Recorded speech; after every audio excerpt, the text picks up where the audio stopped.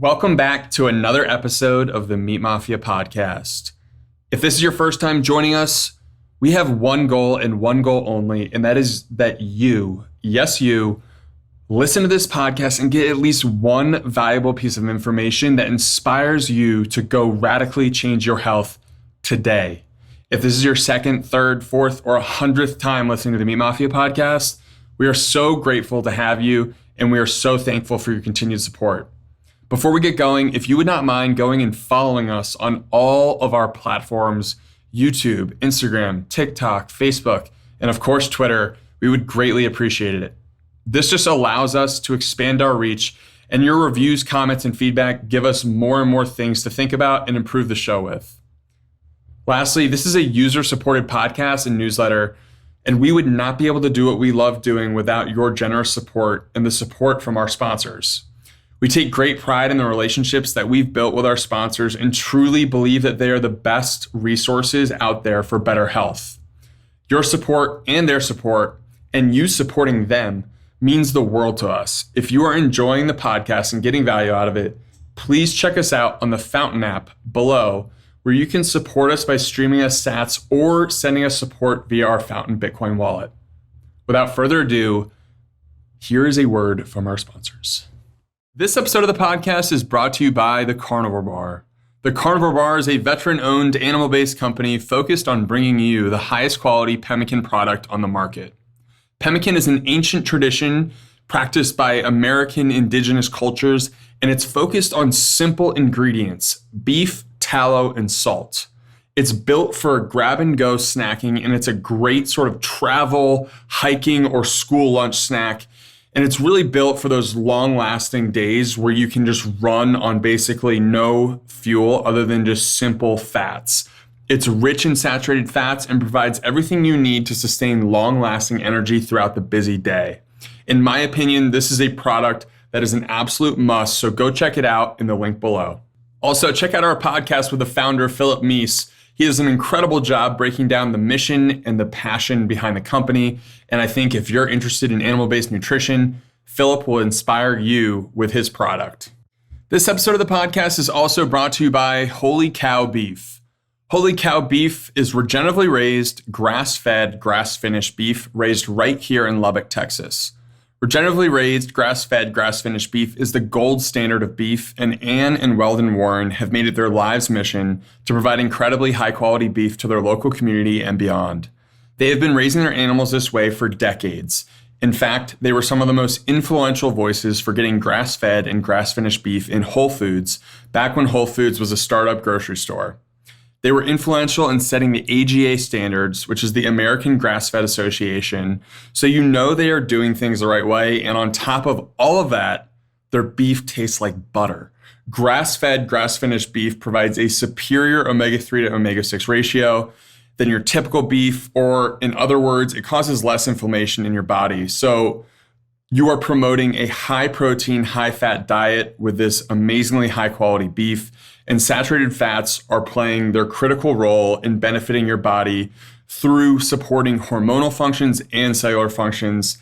And if you're looking for the highest quality beef, look no further than Holy Cow Beef. Leave your butcher box, that Australian and New Zealand raised meat, in the cart and order from your friends Ann and Weldon Warren over at Holy Cow Beef. I almost forgot the most important part there. Ann and Weldon Warren also accept Bitcoin as payment, so go check them out at their website in the link below, and you can pay in Bitcoin or in cash if you're looking to save your Bitcoin. I don't know about you all, but I am all about rewriting the incentives when it comes to healthcare, and Crowd Health is doing just that. Crowd Health is essentially crowdfunding for healthcare with a small HSA component mixed in. Paying through the nose for health insurance you may never use, only to be turned away when you actually need it, is incredibly frustrating. Also, the exorbitant costs of health insurance has so many baked in premiums that when you compare settling your doctor's bills by paying in cash versus using insurance, the cost is astronomical. So crowdfunding allows you to settle your medical bills in cash and then get the funding you need from your group through Crowd Health.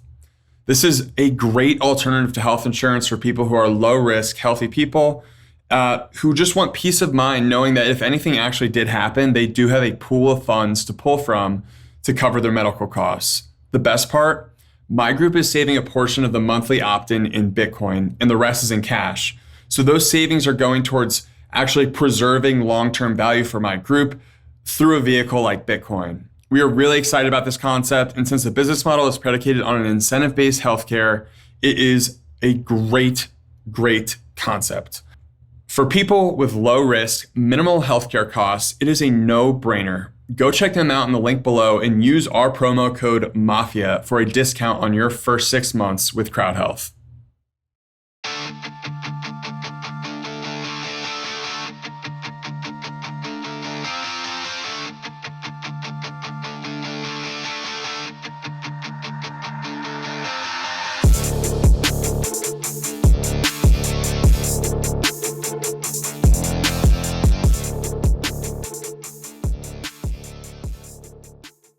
Kevin, what's going on? Welcome to the Meat Mafia podcast. We're pumped to have you, man. Good to be here. We're excited. We're glad that we got your Zoom set up and running. We had a couple technical difficulties, but that's just omen that it's going to be a good conversation. And we were saying before we hit the record button, this is a special episode for us because I've personally been buying a lot of my meat from Perennial Pastures, which is the farm that you founded. Since I moved out to San Diego in January, I came out here.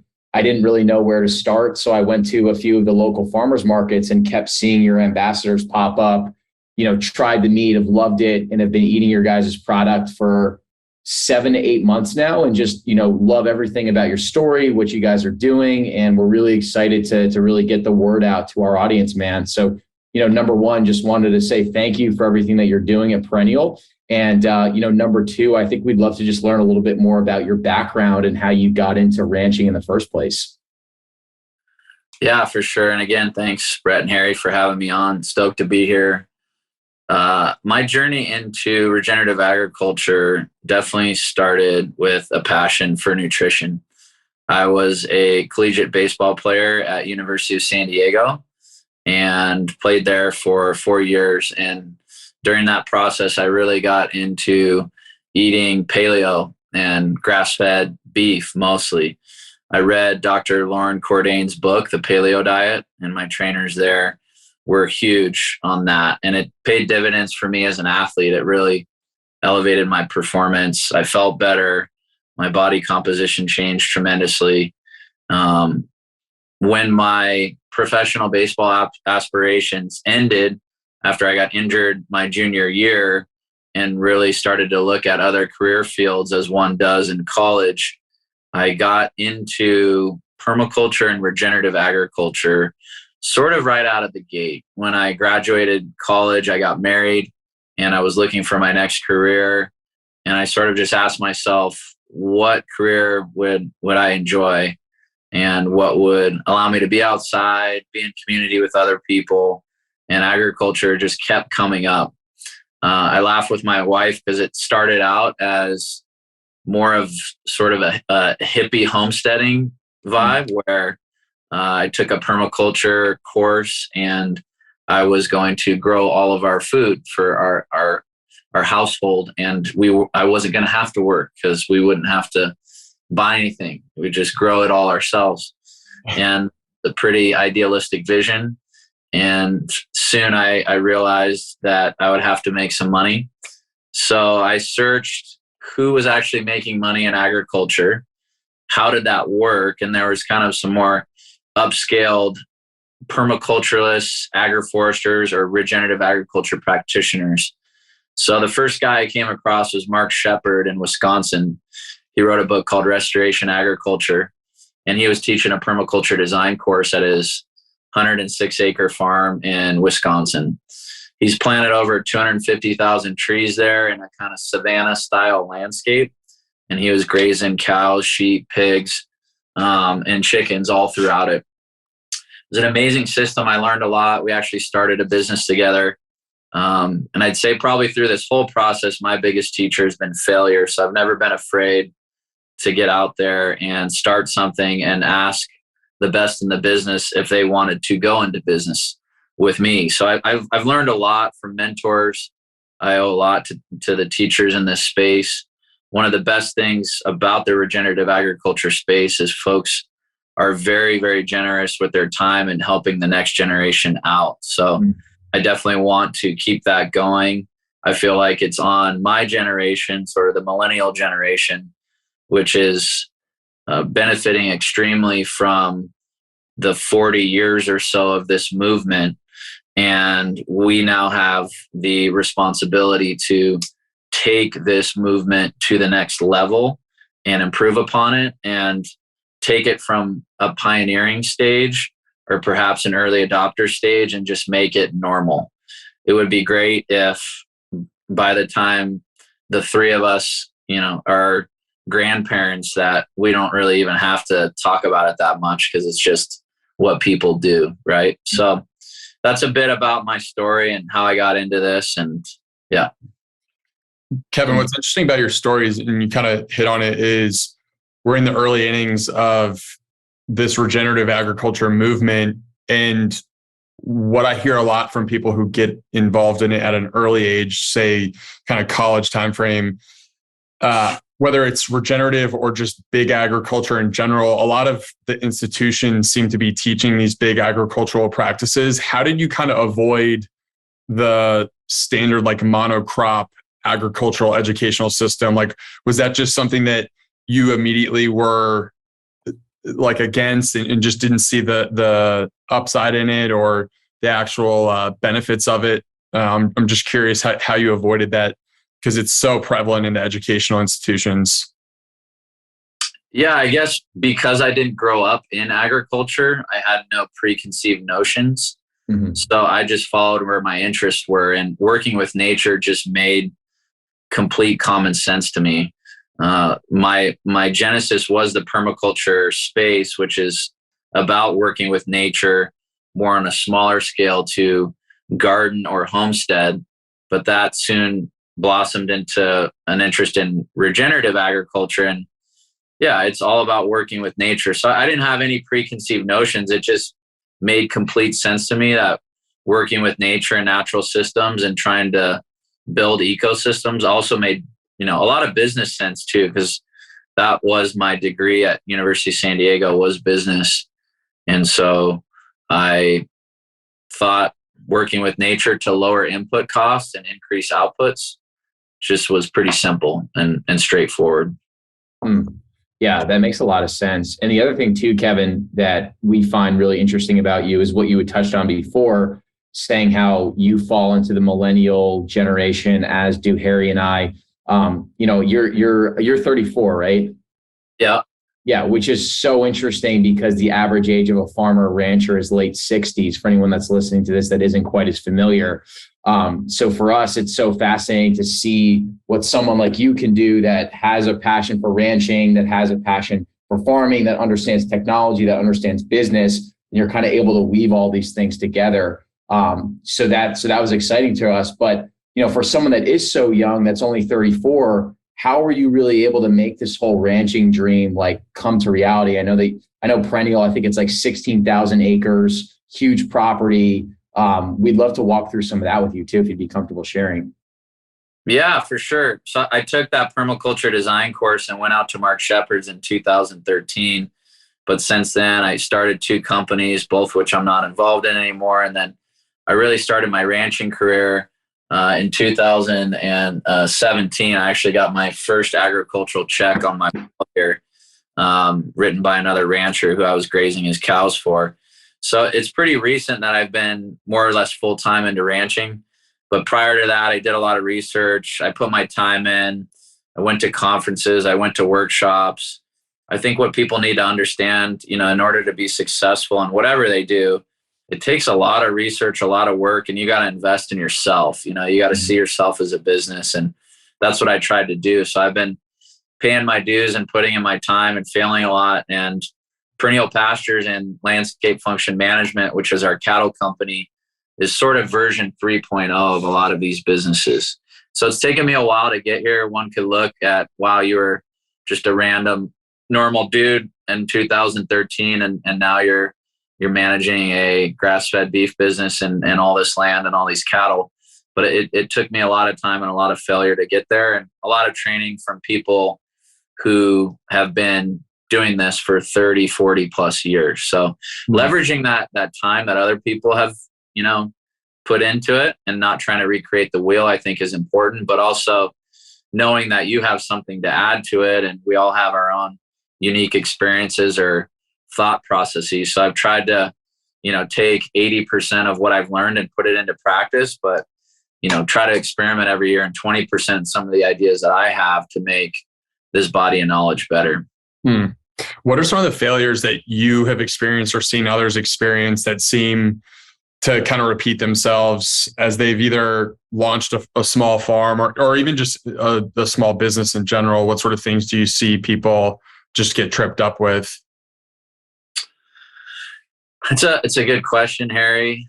I'd say specifically in agriculture, and let's talk ranching.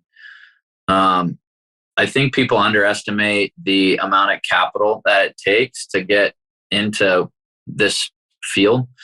So one of the skill sets that I had coming out of college, and my grandpa was an entrepreneur, was capital raising and fundraising. So this business is capital intensive, and you need to be able to raise some money to get into it, right? So that's what I did, is I raised some capital to get into this project, and we have over 20 investors, and we've utilized that capital to buy an existing company, which was nice. So that's something that I see as a common mistake is, folks just, buy 15 cows. It'll work with chickens or pigs. You can have small amounts of acreage to get into this with chickens or pigs, but with cattle, it takes land, it takes capital. So we bought an already existing company that had these 2 leases and had the cattle. So we just took it from a conventional cow-calf operation to a regenerative operation, and one that goes all the way to the consumer. So two things there. One, don't be underfunded, and don't underestimate how much capital it takes to successfully do it. Even though I raised the capital that I raised, I still think I probably should have raised a little bit more to do it, because marketing is expensive too. I did a lot of things to kind of get our cattle operation off the ground, but the direct-to-consumer space does require capital to invest in paid advertising or Shopify build outs or whatever you're trying to do to get your product to the customer. So, and then the other thing is just kind of have scale in mind from the start. It takes a lot of land to raise cattle. Here in California, it could be anywhere 20 to 30 acres per cow. And I've heard some stats that roughly for a family of 4 to break even on cattle, you need about 200 head. So wow, it's hard. I mean, you can do it.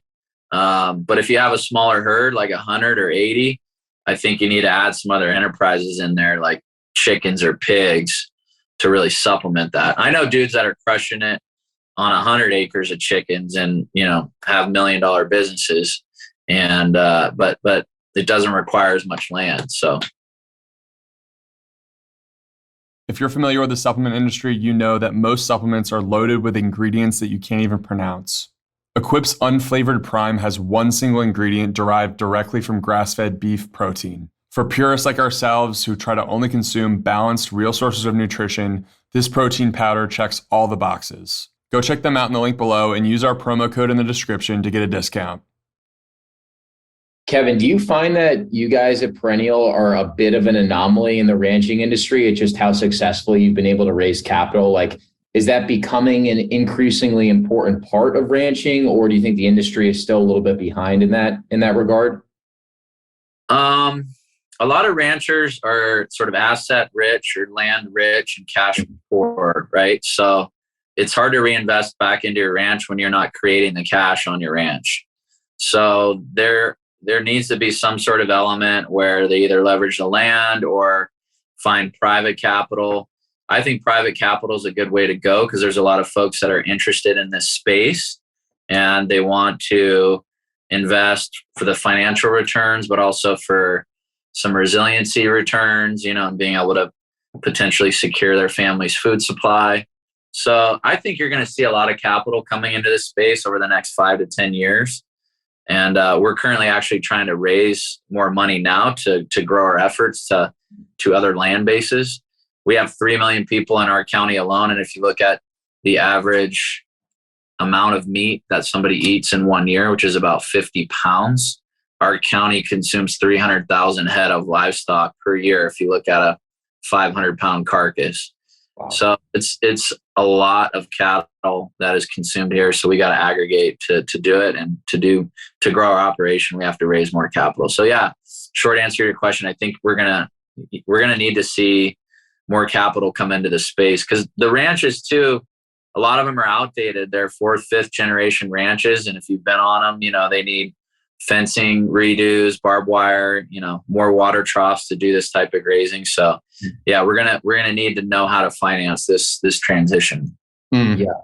And I remember when we met last week for dinner, like what came through to me was like the genuine passion that you have, like you mentioned, helping families secure like the best quality, like grass-fed, grass-finished protein that they could possibly get.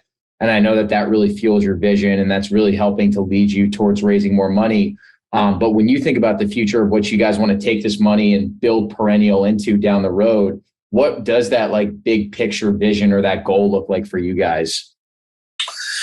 Yeah, I mean, there's so many people here in Southern California. That there's a real business opportunity here to do that. So, even if 2% of 20 million people are eating regenerative, which I hope that's not the case. I think the latest stats are 5% or 7% of the population are eating grass-fed now, but I think those metrics are constantly trailing. And I think our generation, we have a lot of data in our investment theses that our generation cares about regenerative, cares about grass-fed, cares about organic.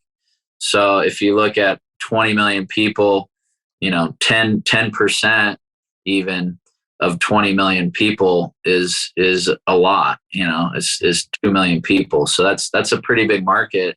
And if you figure somebody's going to be spending $5,000 to $6,000 on a cow each year, it's a good market size. So I hope we move to, half the population eating grass-fed beef at some point.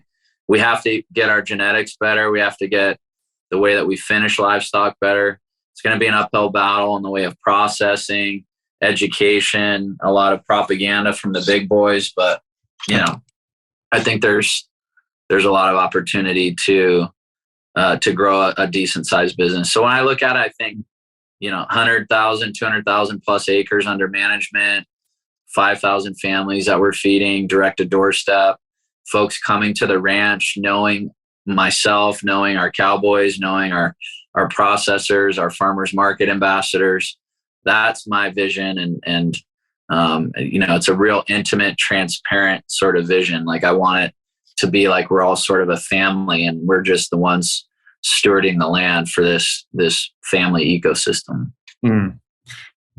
That vision's amazing. And I do feel like it brings back this whole like idea of local food, which we've kind of lost in the grand scheme of this idea of feeding the world.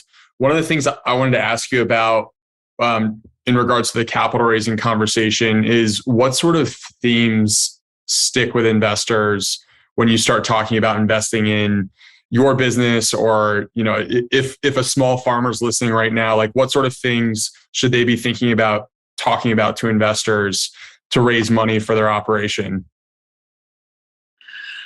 I think, first off, capital raising's hard, but there is a formula. People do it for a living, investment bankers and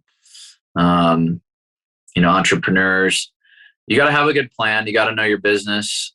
You got to know your numbers. You got to know marketing. You got to know sales. Certainly the direct to consumer opportunity and owning your customer is key, just because the margins are there with that type of model. Mm. It's very hard. You need massive scale. I think like 5,000 head of livestock to make good money at just wholesaling your cattle, your cow calf, or doing stockers. You can make some decent money doing stockers, 500 head to 1,000. But if you're going to have a good margin business, you got to go and own that customer and sell them beef or protein, whatever your protein is. So that's certainly key. There is a lot of margin in the product if you can be a low cost producer where you're managing 5,000 head with 2 people. That's one of the beauties of beef is once you get the system set up with the fencing and water infrastructure, we really don't know the upper limits to how many head of livestock you can run with the fewest amount of people. I know folks in Australia through one of my business partners, Graham Hand. He has a client there that it's a family, the Coglins. They run 5,000 head with 2 people, and they have a very low cost of production. They produce cattle for close to 50 cents a pound. And our average price here is $10 a pound. So if you could produce for 50 cents a pound and sell for 10 cents a pound, now there's more cost in the processing, probably about $1 in processing per pound. So $1.50 per pound, and you're selling for 10. Even if my numbers are off a little bit, there's still a good amount of margin in that type of business. So that's what I would encourage them to do. But it's hard because not everybody has the market that we have. If you're in a less populous area, you might have to sell to an aggregator like me, but still, we can pay $3.80 or $4 a pound for beef. And, that's way more than you're going to be making at like $1 per pound at the sale barn selling calves. Right. So, just depends kind of where you're at. Mm-hmm. Yeah, go ahead, Harry. I was just saying the idea of like the direct consumer business model is so interesting because now it's affecting this somewhat archaic industry of farming, and now beef can be delivered to your front door. And you mentioned the idea of like owning your customer and being able to like build that relationship with them. How do you guys think about going to do that? Brett was talking about the farmers markets and all that stuff. Is that part of the big game plan when you guys are thinking about building these relationships? Yeah, I mean, in this day and age, it takes, I think, a multi-pronged strategy. You got to have the email, you got to have the in-person farmers markets, text message. I think far and away, ranch tours on the ranch are a game changer. Having somebody come to the ranch and see it live, just light bulbs are going off left and right. So, they could watch Kiss the Ground, 5 times and still not really kind of grasp the essence of it.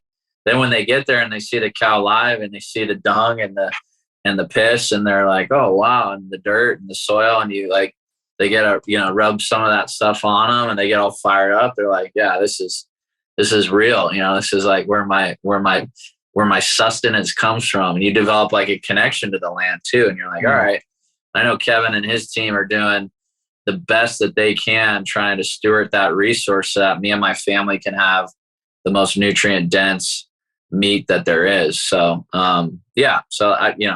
ranch tours, social media, Instagram, affiliate marketing, podcasts. It's like exhausting the amount of opportunities that we have to like market ourselves now, like just thinking about it. I'm just like, oh man, I gotta get on LinkedIn. I gotta get on Twitter. You guys crush the Twitter game. I'm just like, oof, it's a bit daunting for sure, especially for a rancher who hasn't been in it, but I have no preconceived notions again. So I'm just like, all right, well, this is what I'm going to do. This is what I got to do to be successful. And it's fun. My favorite part is talking to the customers, going to farmers market, getting some feedback from them, explaining to them about regenerative agriculture. It's a total win-win. It's like, it's bipartisan, you don't have to be a Democrat or Republican to be into this. It just makes sense, so. Yeah, it shouldn't be political, right? It's food, it's nourishment. And that's the difference of like buying food from someone like you, is that, you truly have a passion for this and you care about the customer. So it's like, when I'm going to the farmer's market or I'm going to the ranch tour, like you're intentionally choosing to open up your doors to the public because you want people to see how you're actually doing things. So that's probably like a great piece of advice for people at home is like, because we get asked this all the time of like, hey, how, what things should I look for from a rancher or a farm to buy meat from? And we always say like they should be willing to show you open up the doors and show you the operation, which obviously is very important to you with a lot of the events that you guys are putting on month after month. Yeah, and it's you're exactly right, Brett. It's there's a lot of greenwashing out there, and there's a lot of sort of like, I call it, I guess, the dangling of the carrot. It's like, yeah, we do pasture, but then it's like, well, what are your management practices? Like, tell me about some, soil health things that you're trying to do, and then they just can't go into the detail, and this is particularly something that occurs at farmers markets a lot. Folks think because the farmers are at farmers markets, like one, that they're local, and then two, that they know something about soil health. So, like if they're not willing to like take you on a tour, I tell all our whole and half beef customers, like, if you're going to spend $2,500 to $5,000 investing in, my company, come out to the ranch. Like, I want you to see it. Like, I want you to be a whole and half customer for life. And I feel like you see it and you smell it and you taste it, like you're going to just be sold. Cause like I got the utmost confidence that we're putting into practice the best strategies and techniques out there for accelerating topsoil development and just being a good regenerative ranch. And you're talking about the whole and half beef. That's something that we've seen people become way more awake to and really demand and connect with ranches to order that beef in bulk, to have that food security. Do you think that that's something that we're going to continue to see more and more, like that desire to get beef in larger quantities at a time? I hope so. Yeah, I think so. I think you've definitely seen it during COVID, folks buying wholes and halves. I think they're getting more educated on the carcass. I think in general, folks are getting more curious about their food and where it comes from. So if you look at like the overall patterns, supermarkets came out, and I don't know, maybe 60 years ago, folks were still butchering their animals on their own properties, but then the proliferation of retail food in the supermarket, and there's been, at least a generation or two where, folks, all they're used to is just meat showing up in a vacuum sealed plastic package. So now they're getting more exposure to different cuts, the whole animal approach. Certainly the carnivore, keto, and paleo movement, CrossFit movement has done a ton for that. And the influencers, we're seeing a huge interest in organ meats, bone broth, all these really nutrient dense products. And I think we have the influencers, the chefs, the CrossFit world, a certain body of nutritionists. Obviously there's the whole plant movement, but I think the true colors of that movement are starting to show. So yeah, I think it's exciting. I think we're going to continue to see families. I was on a call today with a family that's never done it before. They're like, tell me about the process, this, that. Oh my God, we're so excited. We've never done this before, but we got 3 families together, and yeah, we just want to get more in touch with our food. And I'm like, you're our perfect customer, like, just let me know how I can support you in this whole journey. She's like, thanks. It's just like those little 20-minute conversations just jazz me up, because it still provides me with some hope in the world. With all this crazy stuff that we have going on, there's still people families that want to do better and do good and provide their kids with. My wife and I just had our first child, and we're in the same boat. Like, even though I know a lot about food and regenerative agriculture, I'm like, how could we be better? This formula is okay. My wife's still breastfeeding, but now we're looking at transition to formula, and it's like, all right, well, how can we be a little better here? How can we take the next step? So I think a lot of people are having those conversations amongst themselves, and it's exciting. Yeah, couldn't agree more. It seems like a lot of people are kind of waking up to the idea of getting back in touch with the food system, which is obviously what Brett and I are all about. I'm curious, just for people listening in who may not know or maybe curious as to your perspective on this, where do you think the food system went wrong in terms of, how engineering highly processed foods and making us think that that's what real food is, and sort of losing this connection with the land and what's actually happening, up the road at your local farm? Ooh, I mean, that's a pretty deep question. It's really complex. Variety of factors between government subsidies, the World War II, our push for mechanization, industrialization of the food system.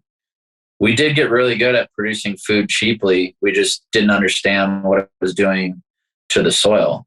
So, there was just a tremendous growth of output and profit. But the farther we got away from the land and the farther we got away from mimicking nature, integrating animals into the landscape like we used to do, the farther the more we started to deteriorate our soil. So I don't know, there's so many things you could point your finger at. It's a bit of a tough question, but maybe at the genesis of it is just the consumer's trust in that, hey, the supermarket had my best intentions, in hearts. Everybody used to know their farmer, and be able to get their milk from somebody close by, or their meat from somebody close by, or everybody had a local town butcher that aggregated from a few small farmers. So probably the scale and just getting farther and farther away from our farmer and not knowing who they were, probably the biggest mistake. One of the biggest things I say that we could do to fix our food system is just know your farmer or rancher and go see it and ask them questions. It doesn't take a lot of education to really understand how soil's built. People can look at a freshly tilled field and then a diverse grassland of 50 plants. You ask them what's healthier, they're going to say, I think that, that's healthier, so I don't know. Yeah, that's a tough question. Yeah, I put you on the spot there. It was a good answer, though. I feel like you touched on a lot of what I would have said. That's the whole podcast in and of itself right there, Yeah. We'll clip that one up for you. Yeah, perfect. Thanks. But it's something that we spend a lot of time thinking about, because you make a good point when you think about problem versus solution. There's so many different problems that we could point to, and there's so many different things that have transpired over the last 50 years. But I think to your point, hyper focusing on a very simple answer and controlling the controllable, which is all right, how do I control my small sphere of influence? And it's well, how you do that is you eat real foods, meat, fish, eggs, fruits, vegetables. And then secondly, it's you can control where you're actually getting that from. So you build a relationship with you, the rancher of the world, shake your hand. You guys have a relationship. And it's so crazy to even compare the concept of buying a half or a full beef from you versus picking up your meat from the grocery store, where it's right?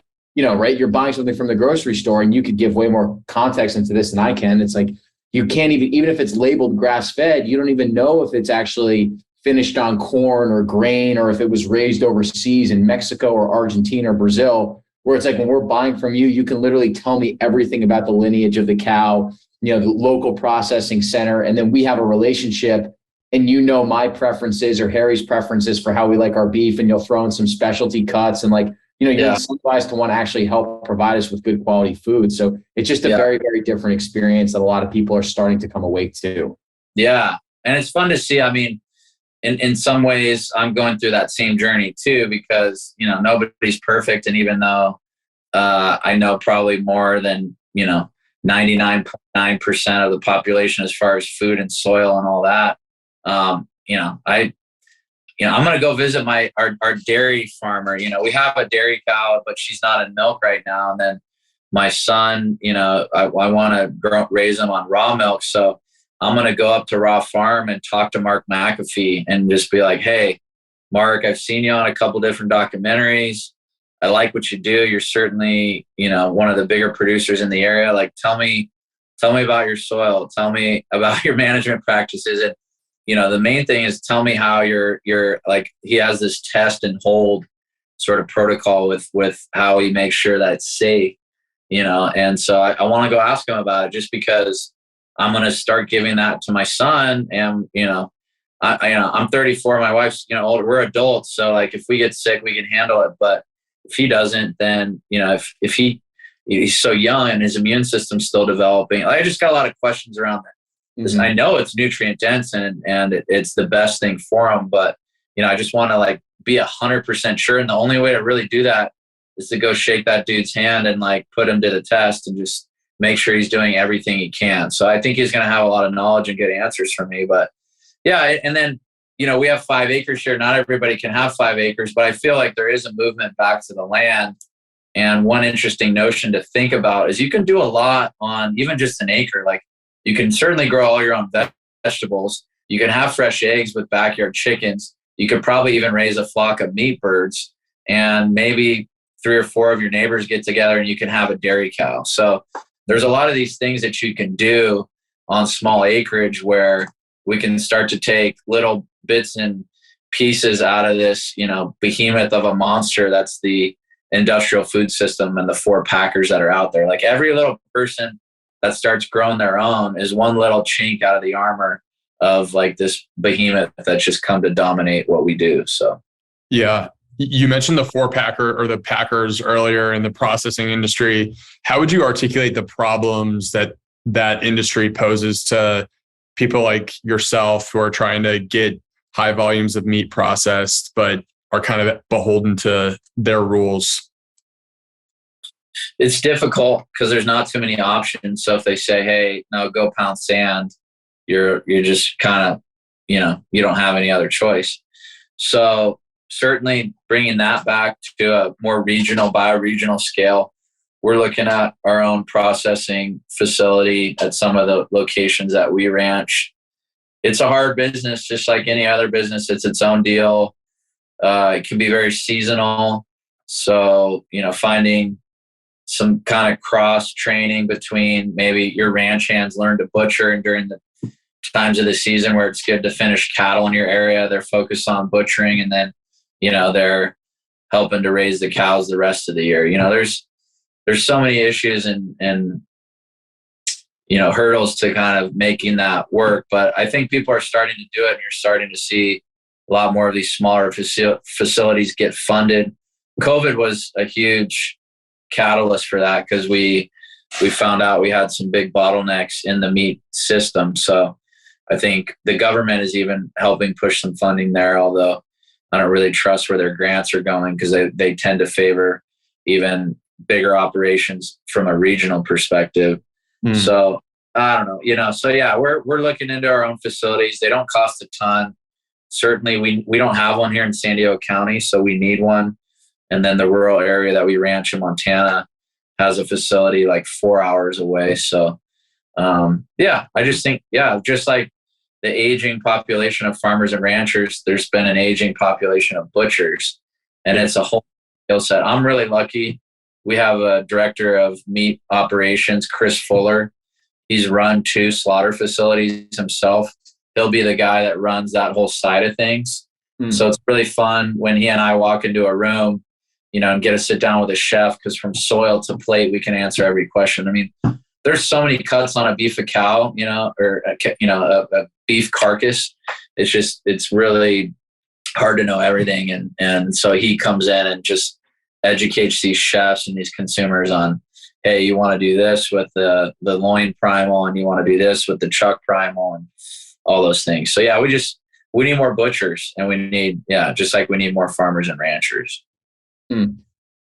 Speaking of cuts, I remember Harry and I put together an event in Austin for our buddy Cole Bolton, who runs K&C Cattle. He actually just started his own processing center. So we'll have to connect you guys because you're right around the same age too, which is pretty interesting. But one of the things that he talked about were a few of his favorite cuts. And he talked about the Denver cut, just how good it is. And it's like a really good price point, and it's freaking delicious. It changed my life. I'm buying that cut all day long. But I'm just curious, are there any other cuts that come to mind for you that are like, dude, these steaks are so good, I wish people knew about it, because if they did, they'd be trying to buy it? Yeah. Flap meat, or bavette, as it's known in Argentina. Really, really good, flavorful cut. It's got a good amount of I don't don't know if it's exactly intermuscular fat, but there's fat kind of weaved in through there, and not a lot of people really know about it. So you can cook it like a steak.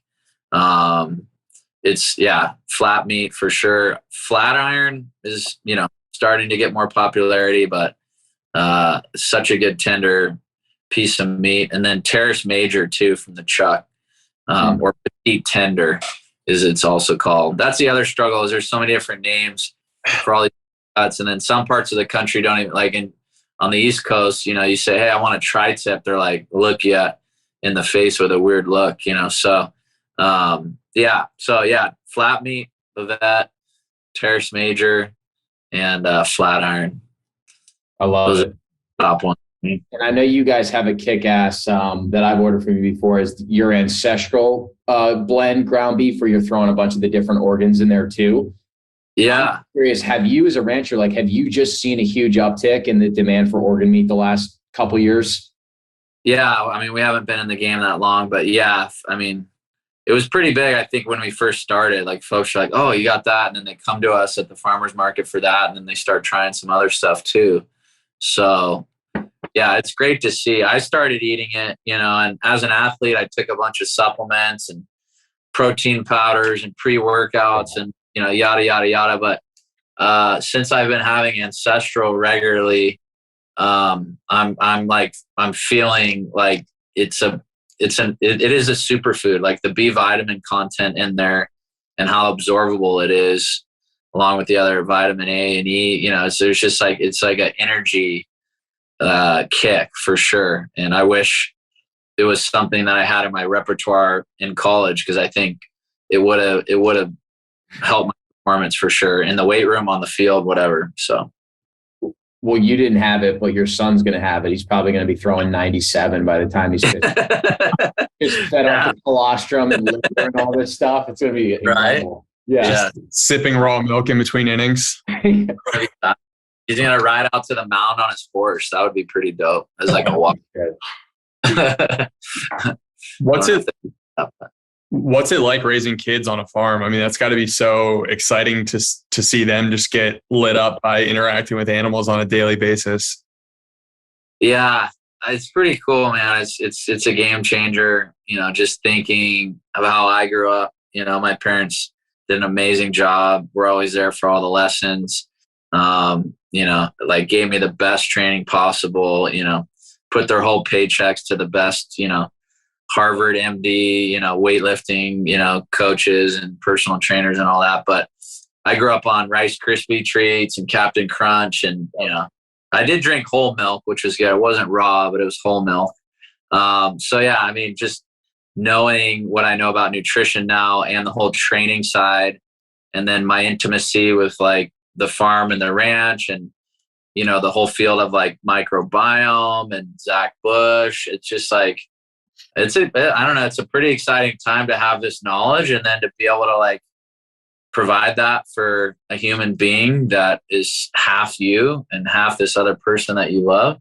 It's amazing. They're just gonna have all that of exposure, and I don't know what it's gonna do, but I know it's gonna be good. That guy's gonna be healthy, and and he'll have all the opportunities, that nutritionally, especially, that some of us didn't have. So yeah, it's going to be amazing to see it all come together. And I know that you really view this as your family legacy. And that was one of the things that we talked about last week. And I think too, what's cool about your story is you kind of just had this gut instinct or this intuition and just trusted that this is what you wanted to do. I know before this, you were in a tech sales background, you'd done really well. You're just kind of sitting in this job where you're getting blasted by artificial light. You're not super passionate about what you're doing. It's all about the money. And you decided that you wanted something different. And I think we have a lot of listeners that listen to this and maybe they're kind of stuck in that 9-to-5 and they know that they're meant for something more. They're not doing what they're passionate about and they want to ultimately get to that point. And I know it's a little bit cliche, but, would love to just hear any advice that you have for someone that's maybe looking to make that leap within the next year or so. Yeah. Well, I think nothing that's worth doing is easy, and I've been blessed to have a great family support system, be able to go to a good school, to get myself into some opportunities, to work that tech sales job out of college for a year, and we had a family friend that started it. We got the job and yeah, we had some stock options. So I was able to put a nest egg away. So I don't know, I don't know if I would have been able to do it without that nest egg. Certainly my wife would have, said, "You're crazy. We don't have any money," but since we had that nest egg from the tech company, we were able to go out and take some more risks. But at some point you just got to make the jump, and I don't know if there ever really is a great time. Certainly it would be nice to save some money up and go do it. But there's so much support in this space. I mean, from the YouTube videos, to the courses, to the conferences, to the podcasts, my learning curve in 10 years was pretty steep, but for those who want to go into this with a full heart, probably could do what I did maybe in 5 years. I don't know. It's always kind of cool to hear those that have been doing this for a long, like Johann Zietzman, has developed a whole cattle breeding system, and he had to work on it, and he developed it over, a 30, 40-year career. He's like, if I knew what I did now back then, Gabe Brown says the same thing. It took him 20, 30 years to develop the soil on his ranch.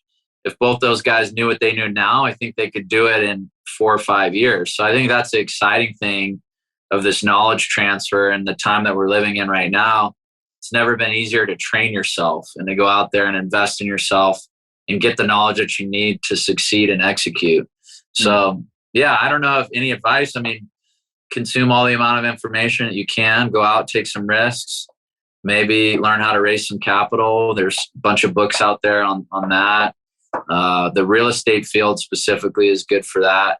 There's a bunch of guys teaching you how to structure deals, syndicate deals. That's kind of how I got some of my early fundraising. Ironically, you go to business school and you don't learn how to raise money, really. I mean, a spreadsheet and, this and that. I mean, I took a couple entrepreneurship classes, but I don't know. I was probably just too focused on baseball to really put that to work. But yeah, so that would be my advice to somebody who's starting out. It's funny. Brett and I were talking last night, and we were kind of just like reminiscing on what we'd done the past few months. And that comment about like, you go to business school and you kind of learn stuff, but it doesn't actually sink into like the core of how you operate and like change how you are as a business person. And then you go out and start taking risks for yourself, and you feel the heat of the flame a little bit, and you take risks, you learn from your mistakes, you dive a little bit deeper into some of these business ventures and find some success.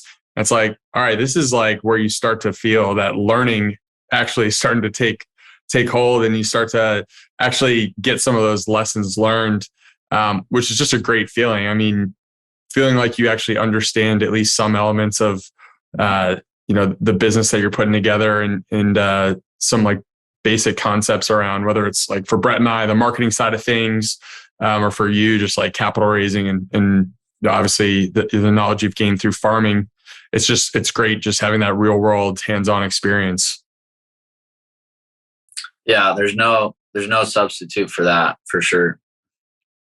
When you look back on what you've done, are there any moments that you're particularly proud of where you maybe overcame a little bit of adversity, or just something that sticks out in your mind in terms of a success that you had that was meaningful to you?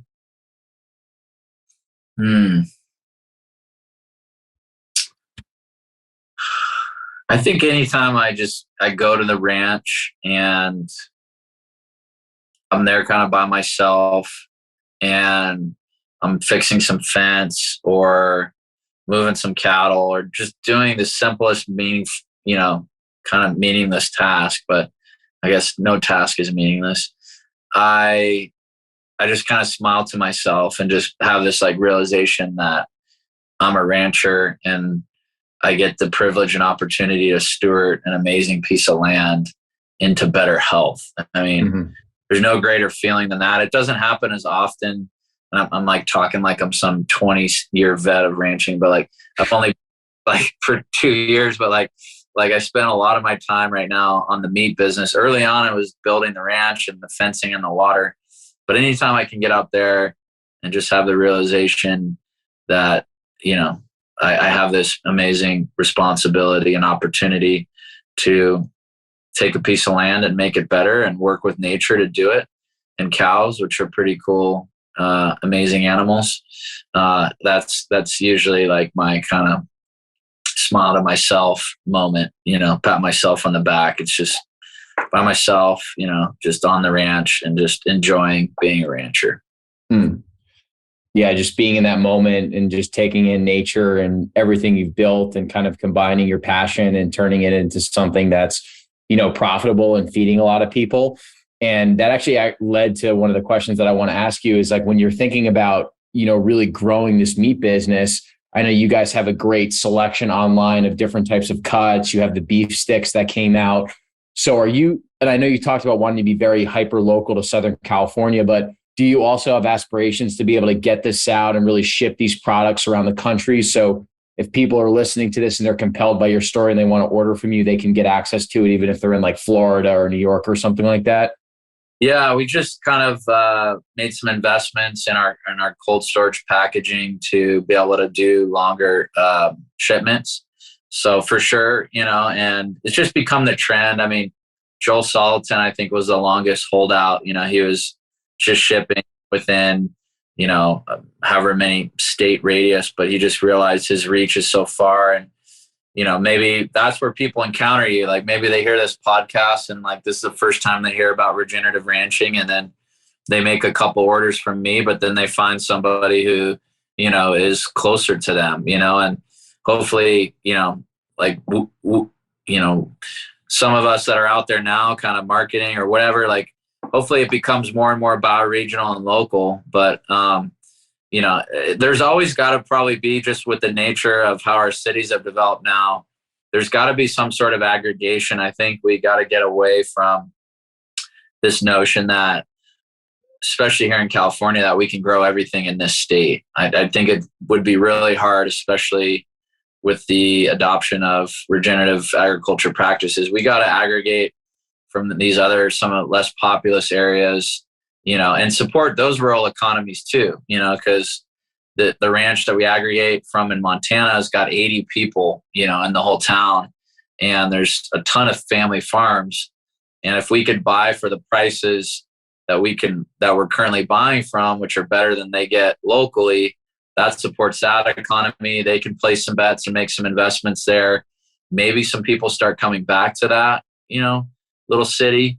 And so it kind of, the big city supports the small city and vice versa. And you create a story and connection there. And I'm confident that, if you're concerned about the carbon sequestration and the whole life cycle benefit and all that, doing regenerative ranching on a ranch, even as far away as Montana, and doing that carbon analysis, and then it takes one reefer load, semi-load of beef, boxed beef down, the benefits from an environmental standpoint will still outweigh the transportation costs. Because it's doesn't really take that long. It's not that far.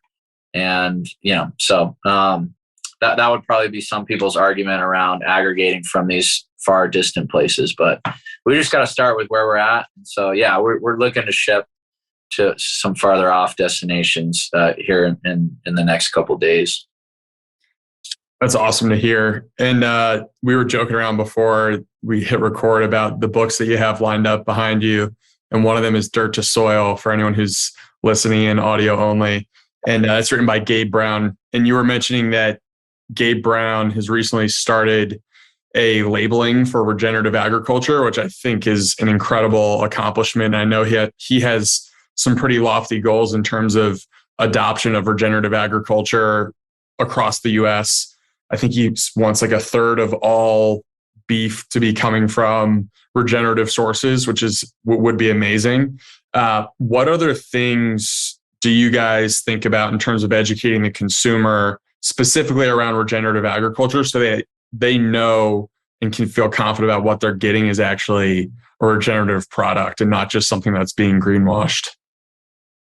Yeah. Well, again, know your farmer, rancher, go up to talk to them, watch movies like Kiss the Ground, just get educated, read Dirt to Soil.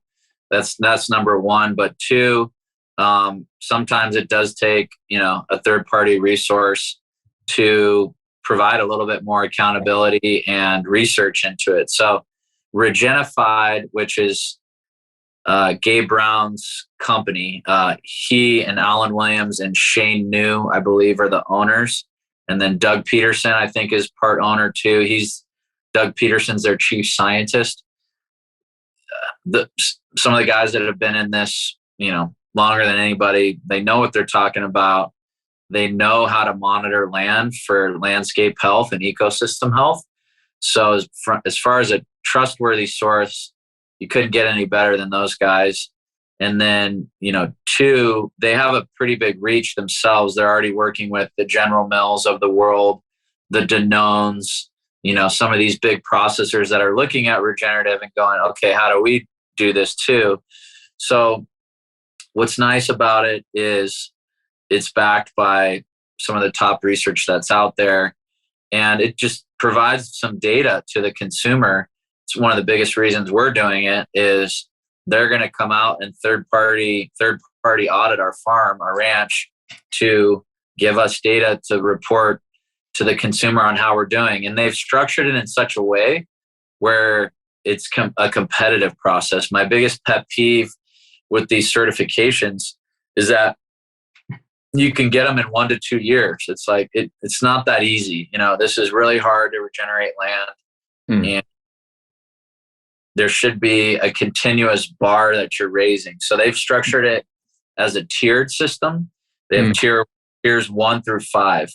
So in tier 1, you don't even get the seal. To join tier 1, you have to go to one of their Soil Health Academy courses. You have to have somebody come out, do the initial audit baseline, and then you have to put a plan in place for your farm or ranch of how you're going to regenerate it. So we've just completed that process. By no means do I think we're going to be in tier 2 because we're really just, 1 to 2 years into our management protocol on 16,000 acres.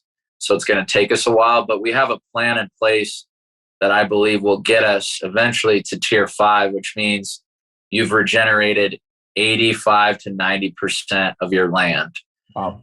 It's a continuous kind of ramping up. Like tier 2 is like you've regenerated 10 to 25, and there's 25 to.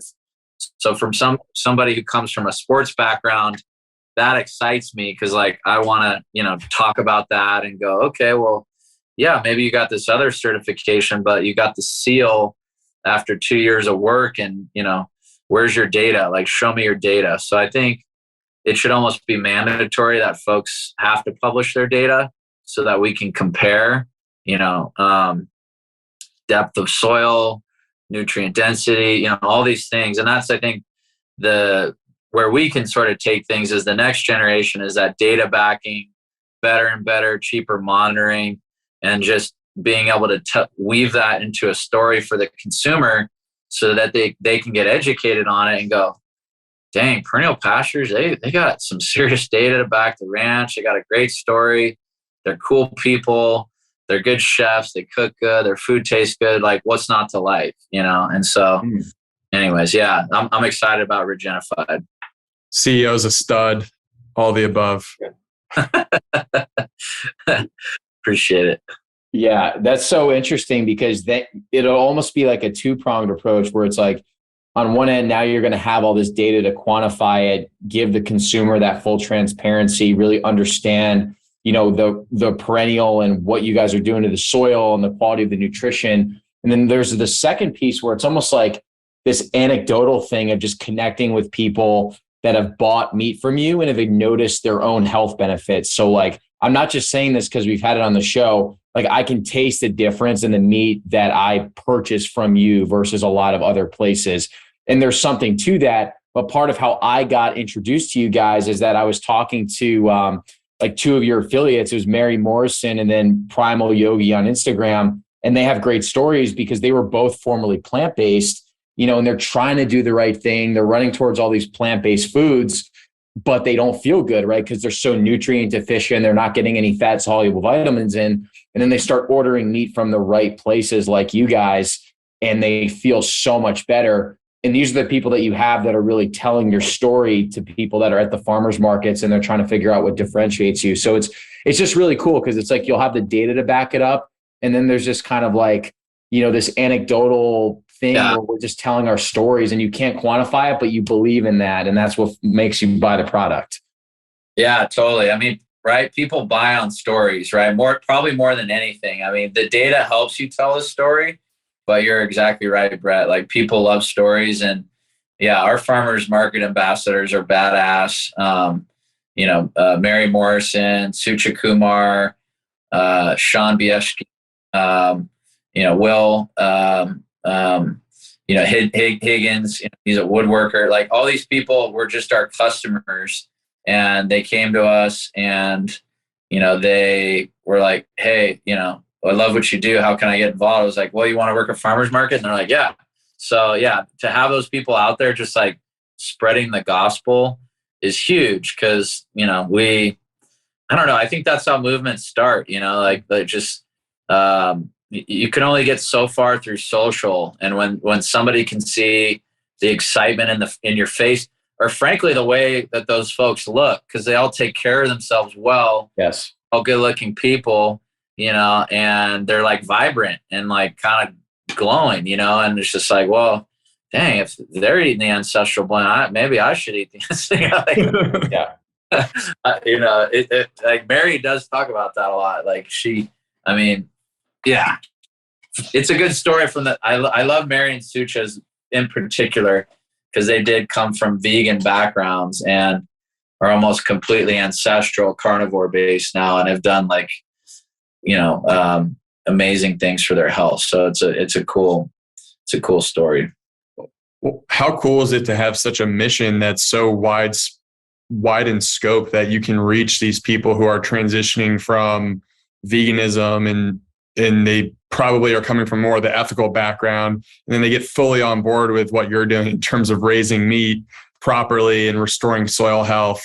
Like, what an amazing feeling that must be, having such a magnetic mission where people are just kind of coming across the aisle from all different parts of the world or ideologies of the world, and just getting on board. Must be a great feeling. Yeah, I wake up every day. I'm just very thankful, and I have a fire in my belly, and it's the customers that get me excited. They keep me going. It's not easy, but it's totally worth it. And yeah, I mean, it's like you don't work a day in your life when you do what you love, and when you work with cool people, and when you have great customers. So yeah, our customers are awesome. They value what we do. They care about ranching and farming, and yeah, it's not political at all. It's just like, hey, these people are doing cool things, and I like what they do, and I want to support them, and vice versa. Like, I want to do the best we can to support, because I know, like, these moms are buying food for their families, and yeah. It's just like, it's such an honor to be able to like know how healthy meat is, and to be able to like provide that to pregnant moms who are breastfeeding, or new moms who are breastfeeding, or young kids, or even somebody who's just recommitting to their health and trying to lose weight or do carnivore. It's just like, I know meat now is one of the most nutrient dense things you can have. So literally you're providing the sustenance for people. It's a tremendous honor. And yeah, it's something we don't take lightly. We take it very seriously, and we love what we do.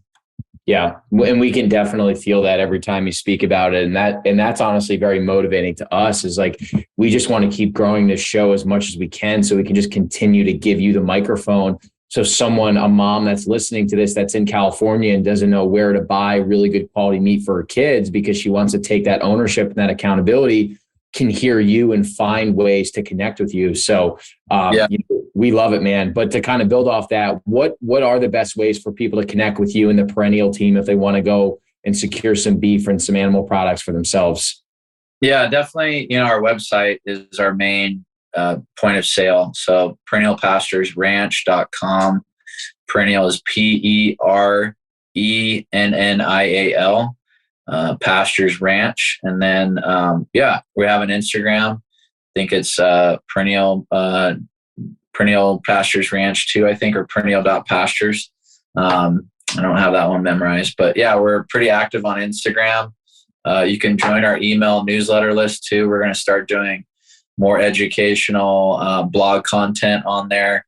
And then the creme de la creme is just book a ranch tour. I think we got one coming up on August 22nd. And I think that's maybe, Harry, when you're going to be coming out to move Brett. So maybe we can do our next on the ranch and do a live cattle move, or figure something out where, or just do it in the studio, but kind of get you guys out there prior so you can see it. And we can go from there.